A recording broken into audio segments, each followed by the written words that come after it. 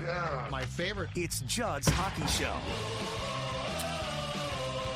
And it is Judd's Hockey Show. It's Judd. It's Declan. It's time for some Minnesota sports therapy because we're recovering now from the Wild's quick elimination at the hands of the Dallas Stars, who are now playing Seattle in the second round. What's that? The second round? I can't really tell you. I'm not quite sure. I've lost track. It's been so long that I don't know what it looks like to have the state of hockey. Yeah, I said it. The Wild in the second round. But Declan, let's try and spin things forward as Bill Guerin and his staff now sit down. The Athletic had an interesting piece going through the pending restricted free agents, the unrestricted free agents on the Wild, and some cap casualty candidates and some bolder candidates, because here's the setting this up point. Because of the Parise and Suter buyouts, which have 2 more years of pain, the Minnesota Wild is on the hook for, in dead cap in 2023-24, $14.7 million. That leaves them cap space of $8.2 million. And you might say, why so little? And the answer is this. As of right now, the salary cap for next season in the NHL is only going up by $1 million. It's barely, and I know they got new TV deals. It seems ridiculous, but the reality is this team is going to be, again, as pushed up against the cap as you can possibly be, and even more so these next 2 years, $14.7 million each season because of those 2 buyouts. All of that being said, decisions to be made. And so let's run through the list of potential decisions and just give our early thoughts. Sound good? Yep. Okay. Let's start with this one. Pending RFAs, Filip Gustavsson. Now, Filip Gustavsson emerged as the Wild's top goaltender, which nobody, including Dean or Bill, saw coming. He would figure to be in for a significant payday, only he can't get that because of the cap problems. All of that being said, what would your solution, or what is your suggestion as far as a guy who you almost certainly have to bring back? You do own his rights, but you're going to have to pay him more than you did when he came in, to use one of our favorite words, as no more than a slappy from the Ottawa Senators. So I would probably give him a 2-year, no more than 3-year contract. And I would probably pay him. Yeah. And I would probably pay him somewhere between $3 and $4 million. I think 3 to 4 AAV is fair. I don't think his camp is going to completely play 100% hardball in that realm. Gustafsson had a great season, no doubt. And he emerged as the number 1 guy. However, that's the only size he has here. And this is not a, you could make a case, well, Devin Dubnyk came in here and he was kind of a slappy, and then he started 39 straight games and got a pretty decent 6-year contract. Sure. That's not the case here. This is a guy who, in Gustafsson, who has not really proven himself before up until this season. So I don't think he's going to play too much hardball, and the Wild with, Wallstedt in the system aren't also going to overpay for a goaltender. And this brass, if you will, whether it's Guerin, going back to Chuck Fletcher, just ownership in general, has never overpaid for goaltending. Other NHL teams have, and I know it's different strokes for different folks, but they've never done that here. So I think Gustafsson, he is priority number 1 to bring back, and I also don't think it's going to be very difficult to do so.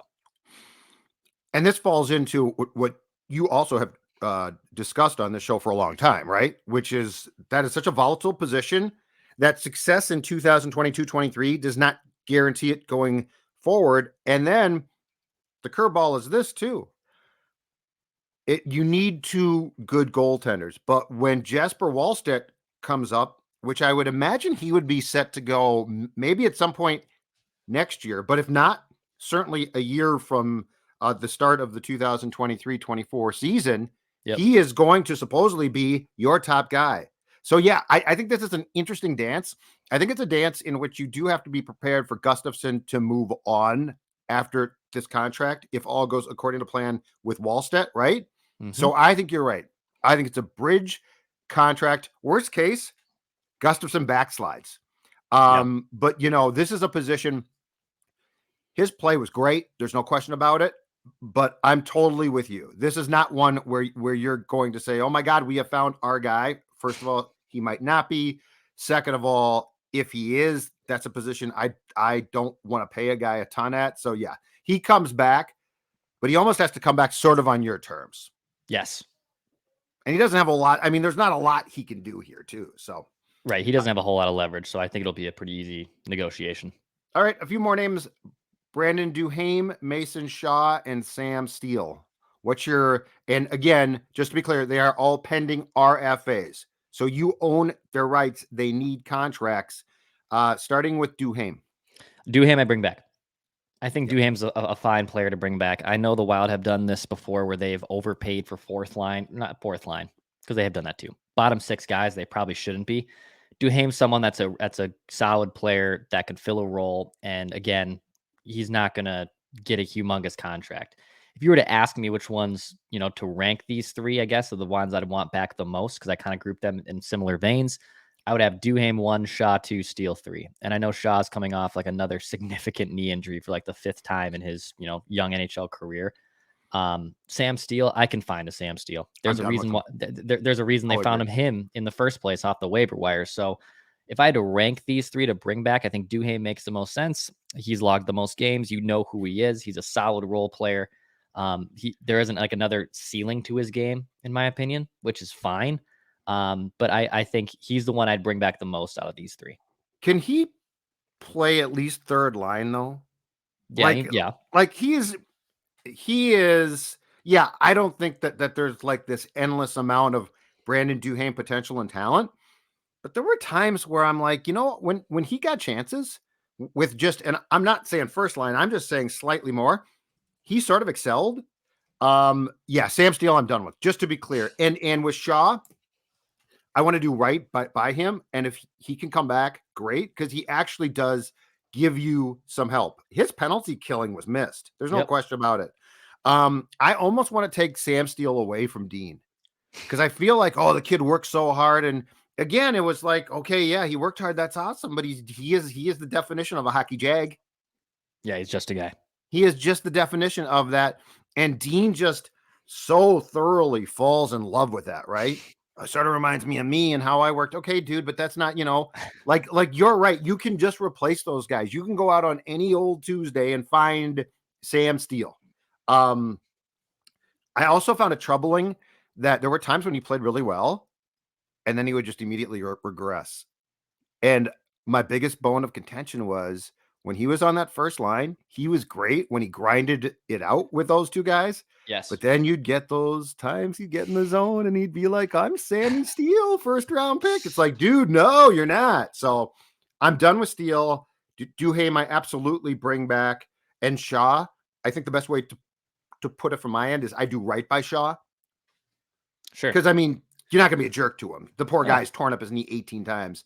And as far as the cap goes, I think the out with Shaw is you sign him to either a contract that is a minor league contract, or you sign him to a National Hockey League contract, stick him on LTIR, and if you're on that, you don't count against the cap. Correct. Yeah, there's easy ways to maneuver that one. All right, let's get to the UFAs. Okay. All right. I will run through them, and I don't think that this is tough, but Ryan Reeves, Gustav Nyquist, Oskar Sundqvist, Matthew Dumba, and John, don't call me Johnny, Klingberg. Those are your 5 UFAs. I'll start off by saying Dumba has to be gone. Mm-hmm. Yeah, it's time to say goodbye. That's all it is. It's time to say goodbye. And there's Brock Faber can fill his void. If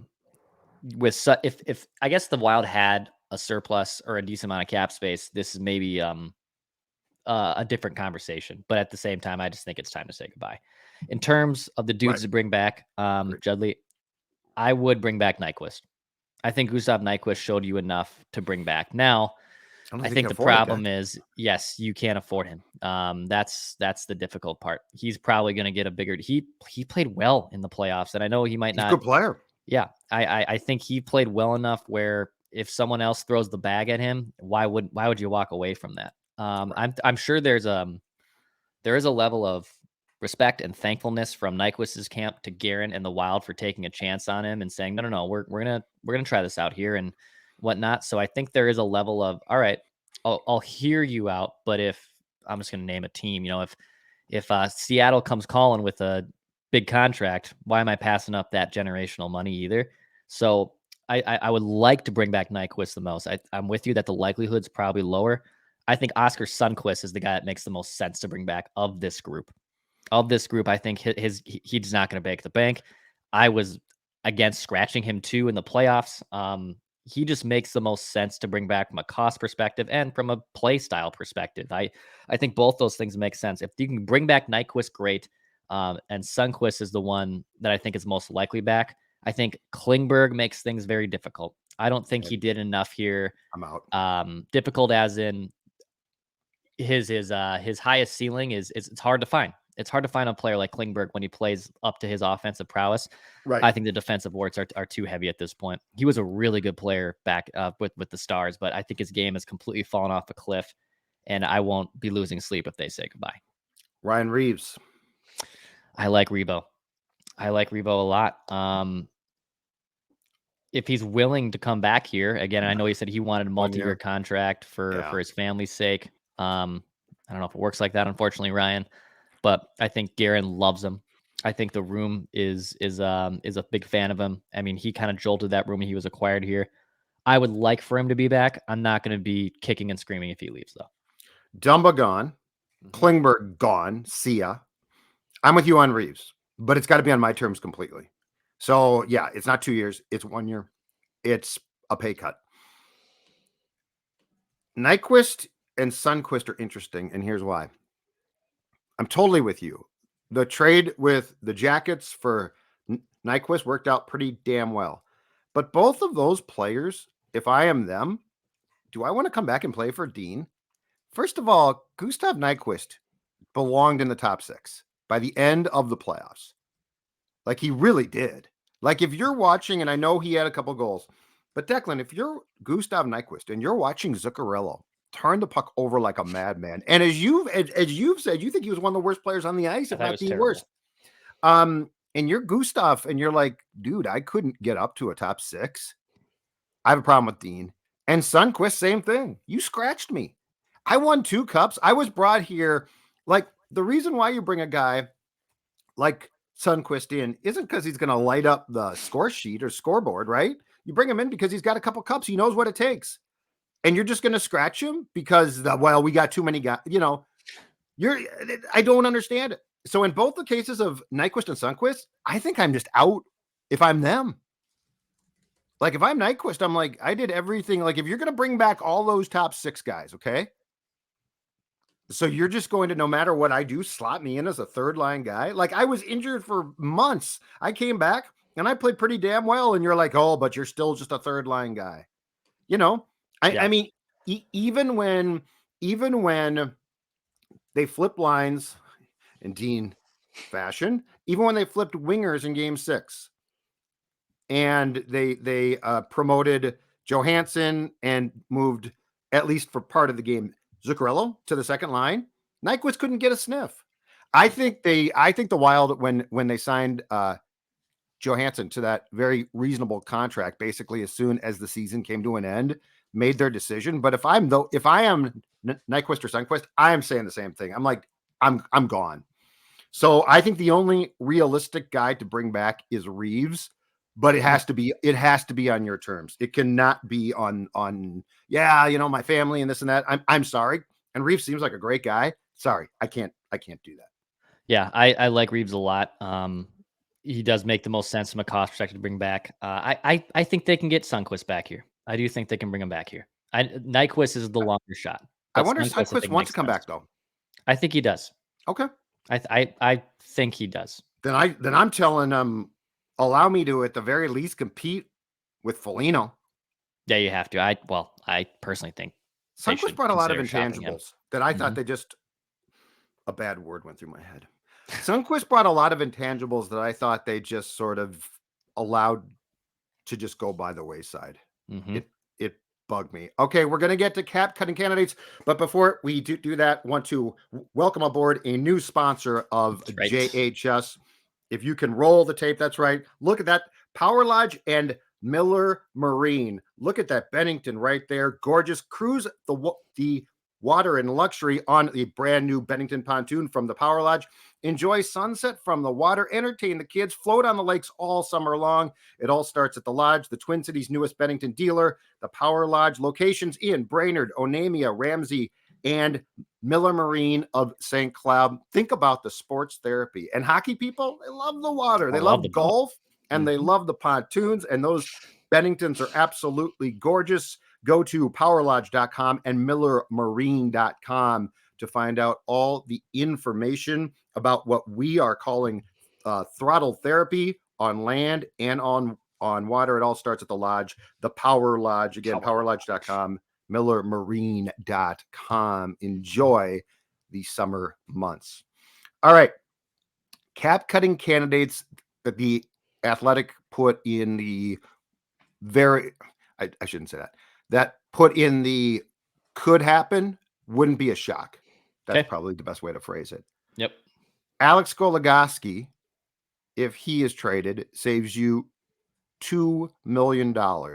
After what transpired with him, Declan, I have to think that he's gone. And if nothing else, if he's going to continue to play and not retire, he wants to be gone. You think that's fair? Yes. There's no point. I was shocked they gave him the full. I understood why they brought him back after the first go because he was on the 100,000 game and they kind of made that promise to him. I respect that. I can play ball there, but I don't get the full no move clause. I believe that is also attached to that contract. I'm with you. That one is absolutely preposterous by Bill. If they can get out of that contract, absolutely. I know it's like you said, it's a couple $1 million, but you have to trim the fat as much on the steak that is a little overcooked. So if you can trim that fat, I'm there. Second veteran defenseman. This guy actually played a lot until late in the season when Brock Faber arrived, and then certainly the playoffs, really. John Merrill has cap hits. Again, it's very cheap, $1.2 million for the next 2 seasons each. John Merrill, same thing for me, though. I think it's time to get the kids here. Yeah. Like, I'm not going to be completely up in arms if he's still on the roster by opening night next season. But if you can trim him out, trim some of this fat out, why wouldn't you? Why wouldn't you take it and then also clear the way for someone else younger and more effective to play? And Dex, too, if you trim both of those contracts out for 2022 or 23, 24, that's still 3.2. Yeah, you're saving something. Mm-hmm, and look, you got kids that can play. The last one is interesting. Kalen Addison. Mm-hmm. What do you think there? And this is not really a cap move. This is if you're not going to play the kid and you're constantly complaining about his play, and 5-on-5, they made it clear they don't like him. Do you think Kalen Addison comes back? I think this is a little bit of a gut check time for him. Yes, they could trade him. I also think, though, a lot of teams know that he was in the doghouse, and the Wild aren't going to get what they probably would like for Kalen Addison either. I mean, he was the centerpiece of that Zucker trade. Let's be honest. He was the guy that they brought in from the Zucker trade. Guerin from Pittsburgh days, he was brought in here to be the kind of centerpiece from that trade. And I would still have done that trade, by the way, 10 times out of 10. But I think he has to make a commitment to his game this offseason. I'm going to be the classic hockey coach cliche thing, and I know that drives people nuts because you want to see the kids play, and if they make mistakes, that's okay, but can they learn from them and also be not afraid to make the mistakes? I think he's got to have a sit-down with him, management with Addison, that is, and say, you need to commit to both sides of this game here because we do think you're a special player, and there's a chance for him to be a really, really good player here. But I think that it's a decision time for him. I don't think the Wild would be in the wisest move to trade him unless they can blow me away with a great return back, which I don't know if they can get at this point. Right. So I think he stays, and I think he has to make a commitment to himself that the management and ownership can believe in him, coaching staff can believe in him. And if that's the case, then he can be an integral part of the Wild's defense next season. Kalen Addison, just taking a look in the old school media guide here, is listed at 5'11", 176. Mm-hmm. Here's my opinion. If Dean is coming back, and Dean is, I trade him. He needs to play for a different coach. The other reason why I trade him, and look, this is not going to pay itself off immediately, okay? But there is logic here. The other reason why I trade him is the Minnesota Wild needs to get away from small defensemen. They need to get bigger. They need to get younger and bigger. And we talked about this on Wednesday on JHS with Jesse Pierce. She broached it. I did. I think you did as well. I think we're getting to critical mass as far as playoffs go, Declan, with Jared Spurgeon. I think we're getting to critical mass. I don't think he's a good playoff player. And it's not his fault. He doesn't fit. He doesn't fit. You have to be as small as he is to fit into the playoffs. I don't think you can be great. I think you have to be a superstar. And he's not. He's not. He's very good player, okay? Kalen's the same thing. And I think what we saw is this.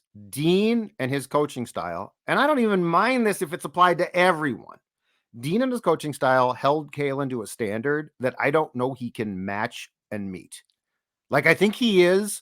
Could he improve 5-on-5? Absolutely. Can he improve enough, though, to be the player that when the playoffs start, and it's crunch time, man. It's crunch time. We're going in the corners. It's getting tough. Mistakes have to be few and far between.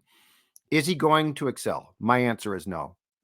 But Declan, one of the things I believed for a long time, and every year when the playoffs are done, I believe it more than ever. This team needs to get bigger and tougher. And I don't mean fight. I mean bigger and tougher. Look at some of the guys in this league on the blue line.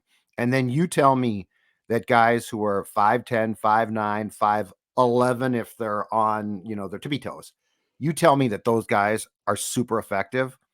You got to be a superstar. And I don't think that this kid is one. I think it would be best for him and for the Wild to move on. They've got prospects coming up, and you have to get bigger, more physical, and be able to kick some rump on the blue line. And the Wild lacks too much of that right now. Yep, they need size on their advantage here. The Wild have just been kind of a smaller team. I mean, that Reeves was a great acquisition to make yourself a little bigger just from a broad perspective. But yeah, I just don't. Spurgeon, Brodin, Dumba, they've been the figureheads here of all these exits from the postseason. Literally all of them. And it's not just bad luck, bad draw, bad penalties against, bad bounce. This is 8 seasons straight or 8 playoff exits straight of not advancing and whatnot. So those defensemen are 100% responsible for that. And the Wild's bread and butter has been their blue line forever during this entire run of the last 10 years, basically. But at this point, now we've seen the sample size, and it's not just to suggest, it's a fact that these guys don't work. Doesn't play the playoffs. All right. So the final category that the Athletic had in their potential cap cutting traded candidates were the bold moves. Now they mentioned Flower, but I'm not going to bother. He's back. I don't see any way unless he literally goes to Billy and says, I want to go to Pittsburgh or something. And then I think he gets traded, but I think it's up to him. I actually don't struggle with that because I think that the goal, as we talked about, the goaltending situation here, I think is going to play itself out. So there were 2 other names, though, and I find them both to be intriguing. Marcus Foligno, if you trade him, frees up $3.1 million. He's the first one. Yeah, I think you really have to explore this one. Again, you have to look at figureheads. You have to look at the sample sizes of the guys that have been around. And I don't, this is not to suggest that Marcus Foligno has been a bad egg or apple in that department. But I think you have to make necessary changes. And Foligno, unfortunately, is the one that makes the most sense given his contract, given no trade clause. It unfortunately he's beloved here, and Minnesota loves to fall in love with their certain athletes. But I think his time was worth.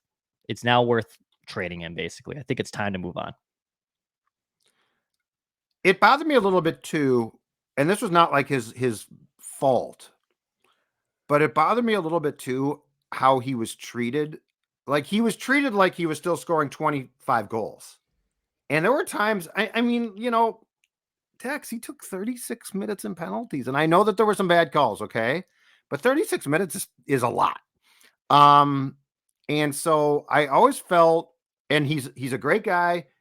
He is definitely one of the big voices in that room. So I'm not trying to denigrate him in the least. But there comes a point in time where responsibility, like it's weird, certain guys are held responsible and certain guys aren't. And Foligno, I don't know. I don't think it's through a fault of his own, graduated to that. And I'm not quite sure why. But, was there ever a conversation about, should we scratch Marcus and put Sundqvist in tonight? Because it might have made a hell of a lot of sense, and they wouldn't. The final name, Ryan Hartman, and by the way, the contract remains incredible. His cap hit for 2023-24 still only $1.7 million. So he doesn't take up a ton, but he was the other one that the Athletic mentioned as a bold option of a potential cost-cutting move. What do you think on Ryan Hartman? Yeah. He had the career season 2 years ago, and he's now basically what he was before. He's a solid role player. I don't hate his game. But again, I think that's someone else you can look at getting rid of here and just getting similar replacement with similar AAV at this point. I know he battled some injuries. That didn't help him this year, but if you can get rid of him and replace him with a similar player from a cost perspective, to me, that just makes too much sense to do. If Dean is my coach for the next couple of years, or I am thinking that, I wouldn't trade him because of the cap implications, although that would help. He's another one I don't want Dean to have the option of. The first line center thing, look, as we discussed with Jesse on Wednesday, Dex, next year, Marco Rossi, it's go time. Mm-hmm. I can't have Ryan Hartman put back at center in the third week next year. Kaprizov and Zuccarello, let's reunite that line. I need to eliminate that potential. Yeah. Like, we need to find out. I mean, if Rossi's a bust, and I have no clue, but let's find out. Let's find out here. Let's not be like, well, he went to Iowa and did Billy's thing. Well, he went down there again. Well, yeah, he went down there for a second consecutive year. He's now spinning his wheels.